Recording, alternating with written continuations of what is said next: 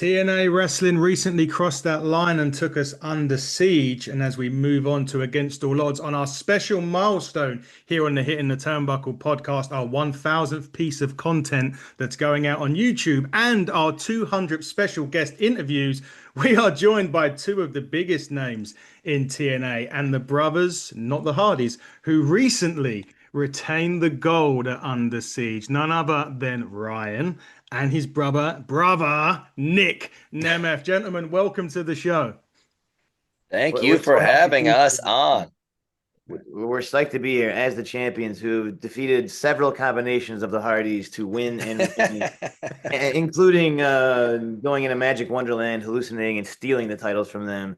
I think we've come up enough versions of that to proudly say accurately we are the world's best brothers tag team of all time.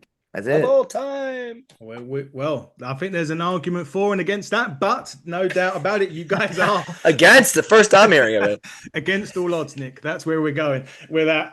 But first off, look, I mean, obviously, and I'm sure you've been asked this question a lot this evening. The news other than that at the weekend was, of course, Joe Hendry losing the TNA World Heavyweight Championship at NXT Battleground to Trick Williams. Nick, come to you first. What quote unquote impact does that have on the TNA locker room, knowing that technically an outsider is the champion? I don't see how it's technically an outsider. It's someone who doesn't work here. Like, we have a working relationship with NXT and WWE, of course, and it's been very fruitful for both sides. I've been very happy to watch the relationship grow and watch our audience grow and watch their audience grow when we're there. It's a huge win for both companies, for everybody involved. But in all seriousness, like let's break everything down here. Joe Hendry, insane meteoric rise, absolutely kicking ass.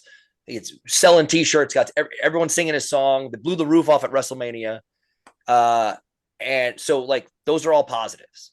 Like let's be realistic here. He lost the TNA World Title to someone who doesn't work here. And so I don't know what we have to do as a locker room.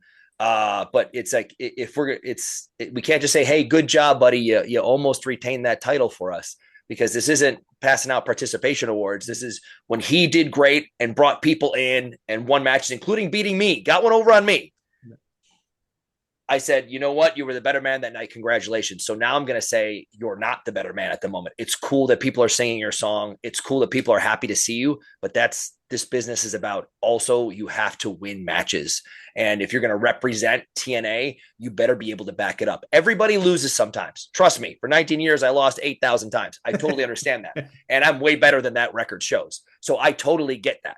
But when it comes down to it right now, I'm pissed off. I think we should have a locker room meeting when we get back to work and say, what are we going to do about this? Because it's not just, oops, congrats, guy who doesn't work for our company. You're our world champion now. I get that there's a crossover and working relationship, but something has to be done. And it can't just be like, is Joe, he hasn't called me or texted me to say, sorry, we're going to have to like arrange something at work for a meeting. And I need him to explain himself and say how he's going to get it back or what he's going to do next, because the company is absolutely kicking ass and rocking on all cylinders. Yes, sometimes people lose. That totally happens. I get it. And I've been there, but he has to get that title back. And if he doesn't, there is going to be hell to pay, and not on television, behind the scenes in the locker room. I want to kick his ass right now. I'm pissed off that a non-TNA wrestler is the world champion, the title that I fought my ass off for and defended. And now it's just some other guy, awesome wrestler, a huge future for Trick Williams. He doesn't work here. Fix it. No, everybody gets a chance to get it back. If he doesn't fix it, I'm going to kick his ass too. There we go. Right. As the champions right now, I got to add this. You know, we're the target of who? The Hardys, the Rascals, the Northern Army, Leo Slater and whoever he's with that week, whoever. And now we got to also worry about being challenged from, now we know we have to be on the lookout for, literal people from other companies challenging titles. We know it's possible to win it now. So that's another, we'll be ready for it, but you gotta be alert. You do have to be alert indeed. You mentioned Leo Slater. I just need to quickly get this in for the fans in the UK and Ireland. If you haven't downloaded the TNA Plus app, and if you haven't, what the hell are you doing? If you haven't downloaded it yet and you want a free month, download it. Put Leon YIC in as the code, and you'll get 1 month free. And you can see these two gentlemen defend their championships on TNA Impact at some point. But if you get the championship package, you'll also be able to get the pay-per-views where you will get to see them every pay-per-view, nearly enough, as we move on to Against All Odds. But Ryan, a question for you now. You know, you're teaming with your brother, legitimate brother, as we say as well. How is that for you when you're wrestling now with your brother and you are tag team champions? Well, I think it's awesome. We've done so much together in our professional lives that has yet to be in the same wrestling company. So, I felt like it was gonna happen at some point. And people are wondering which company? Is it AEW? Is it WWE? Is it NXT? Is it TNA? Well, all right, there it is. That's the Magic of TNA. That's the place who thought there's something there that's magical, that's organic, that people will really get into, and they have been. And TNA was the place to do it. So if you're international or UK, get TNA Plus. I have it. I've got it, if that helps. That's where I watch my TNA. Appreciate that. Yeah, I love it. I think it's great every single week. Love watching it. Nick, we've talking about Leon Slater, and you've mentioned him there. And every time I have a TNA, fortunate enough to have a TNA roster member on the show, I always have to talk about him because he is a Brit after all. Yeah, But that's fair. when you look at him, is there any ceiling that Leon can't really break through if necessary? No, and I'm someone. Yeah, I hated 5 years ago, 10 years ago, 20 years ago. You're like, hey, this is my opponent, so he sucks, and I'm gonna beat him. Like, I have nothing but the utmost positive things to say for him. And I feel publicly, when I first joined TNA, my very first Impact taping, I went there and I went, holy shit, who is this guy? And if he's like 25 or 26, we're gonna have 20 years of him. He was 19 or 20 at the time, and I go, oh my god. This is great. Great for TNA. You said, is there a roof? Yeah, he'll find one and jump off of it and dominates a match. And I hope he has the ability to become X Division champion, and that's not it. And then in a couple of years' time, once he becomes fully operational and checking a 10 out of 10 in every single box, because he's so young now, he's better than he's supposed to be already. So I want to see him become one of the best ever and become TNA world champion at some point. It's got to be, if he does it at 22, I'm going to be pissed off. It'll be like, it won't be good enough. Keep rocking and rolling. The sky is the limit for him. He can do things that I have to watch in slow motion and not understand what they are. But also the really important part of the business is every other aspect of it. And he's really good at them already when you're not supposed to be. So he can do anything. And down the line, he's going to be X Division champion, tag team champion, world heavyweight champion, all those things, and possibly for 10 straight years, and no one may be able to stop him. But once he gets everything clicking, he is absolutely like, when I saw him that first day a year and a half ago, I said, we need to sign him and build our company around him. We have some awesome veterans and legends. We got the Hardys. We got Joe Henry doing his thing. First Class rocks. We got Mila Grace, Harley Hudson coming in, and like the women's division, tag team division, men's division, everything is rocking and rolling. That's why everybody wants to see the show. And that's why we're going above and beyond to put on that Leon Slater code and say, try TNA Plus for 1 month. If you don't like it, cool. I totally understand, but you're going to love it. It's got this entire tape library, but also every couple of weeks we have some awesome pay-per-view matches and Impact. The roster goes above and beyond, and they're so good. And it's just getting that word out and watching everybody go. When I first got here, it was a couple hundred people in the seats. And now it is thousands every single time and growing every step of the way. I am so excited for this company. I'm happy to be here and be a part of it. Exactly. Yeah, I'll say that I hate Leon Slater's guts. He's one of my worst enemies. He did this to my eye. That's from him. Okay, I don't like this guy. But he's an incredible, amazing wrestler, and the only place you're going to see him is on TNA. So grab that app. Yeah, grab the app, get it downloaded, get it subscribed. I say it about 4 or 5 times a week on the review shows. But Ryan, Nick touched on it there, the roster. I remember speaking to Matt Raywald maybe 2 years ago when we first started the podcast, and he was saying that the roster was young, hungry, and it gave him vibes of like an NXT in 2019. Yeah. Are we now at that stage where it is now elevated? And you've mentioned there, Nick, Harley Hudson, Nyla Gray, and all the other, some more UK talent coming through there.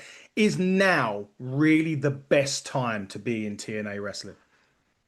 From my point of view, it is. For me personally, it has been. I mean, let me just show. I pinned Jeff Hardy. So for me, it's been a great time to watch him be part of TNA. Well, the roster is incredible and it does feel hungry and young. And I have a background with Matt Raywall from NXT, and to start in that environment back then, and then to go kind of full circle and literally having to worry about NXT champions coming to, or wrestlers and talent coming to challenge us. We've seen Trick Williams, we know there's the possibility of crossing over. So that's just a wild full circle kind of moment to feel like you're in two places at once, NXT and TNA, time traveling, but it's wild. It's a crazy, exciting time for wrestling and for TNA.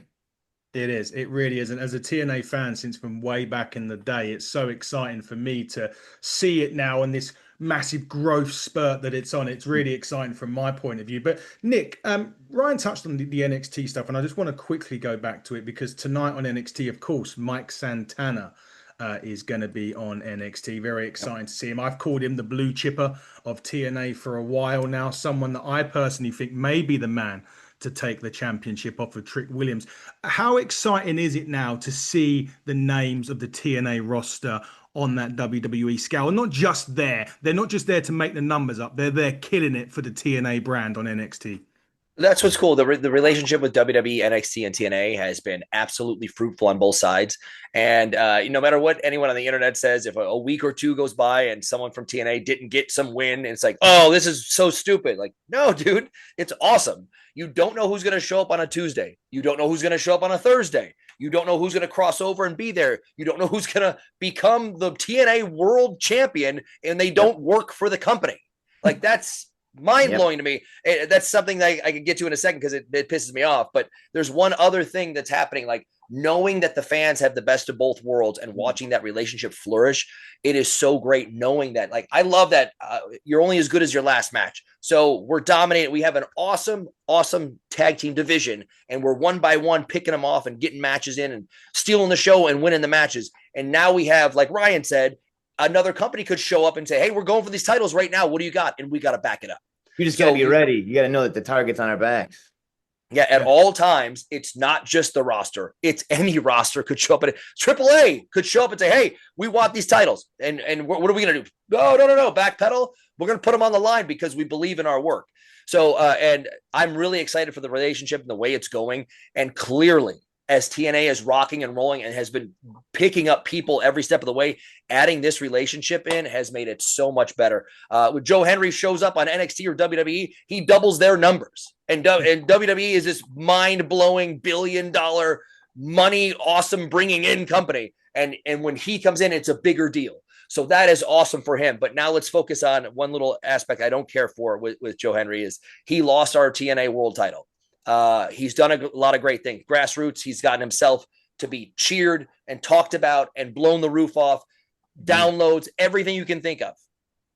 But he forgot that it's pro wrestling also, and he didn't back it up in the ring. So in all seriousness, I'm really pissed off that someone who doesn't work for us is the TNA world champion. Trick Williams is awesome. Has he what looks to be a 20-year career just getting going. But he works for NXT and WWE, and I have to look at our website and go, here's our world champion. He doesn't work here. I'm pissed off about it because I know the people that, like someone like Frankie Kazarian, who's never won that world title, and now someone else has it. So no matter what you think about Frankie at the moment, I'd be real pissed off. I don't know if like we're going to confront him as a locker room, if there's going to be some meeting the next time when we go to Arizona and we have our shows. But it's cool for the fans, but I'm actively not okay with it, and I'm pissed off about it. Definitely. So, Ryan, as we move, as Nick said, as we start to wrap up here as well, to Against All Odds next Friday from Tempe, Arizona, yes. I wonder if Jeff Hardy will be back, and maybe, just maybe, the Hardys will be looking to have their rematch for yours and Nick's tag team championships. You know, what we've done here, if we didn't say earlier, is I pinned Jeff Hardy. You did. He was back. He was there. We were all there. And the Nemeths are the tag team champions, okay? And then we have Leo Slater stepping up. You know, they could do their little dance of choosing, flipping in and out, having rematches and whatever they want to do, but we proved it. We went to their homeland, stole the titles from their house. They came to our house in LA and we challenged them and won. We are the champs. We're the best, okay? They were the best and we beat the best, so we are the best, okay? So, sure, Jeff Hardy, come and go as you please. but we're there and we're champs and we're the best. You are indeed. The final question to you, Nick, before we wrap up. You've had a storied career in wrestling, championships aplenty, money in the bank, everything you can imagine. What's left? Now, obviously, now you tag team with your brother, of course, tag team champion with your brother. What's left for you to accomplish in wrestling or even in TNA, for example? A few people have asked me that, and it's like it never was about titles or accomplishment. It's like just watching every step of the way, going, one day when I can't do this anymore, it will have been a better business because I was a part of it. So I don't go like, hey, I need to win this many titles, or if I don't have that Atlantic title, I'm nothing. Like, I don't focus on that. I focus day to day going, did I just outdo everybody again for the 20th straight year when I did my match? Okay, good. Are me and Ryan rocking and rolling as a tag team and just became champions? Yes, got it. So I can't be like, I need this other title. I don't think of things that way. I just think when people see me, they want to ask my advice how to get as good as I am, or when they come back and say, yeah, that was pretty good, but can you help me with this? Can you point something out that I'm missing, that's keeping me from the top?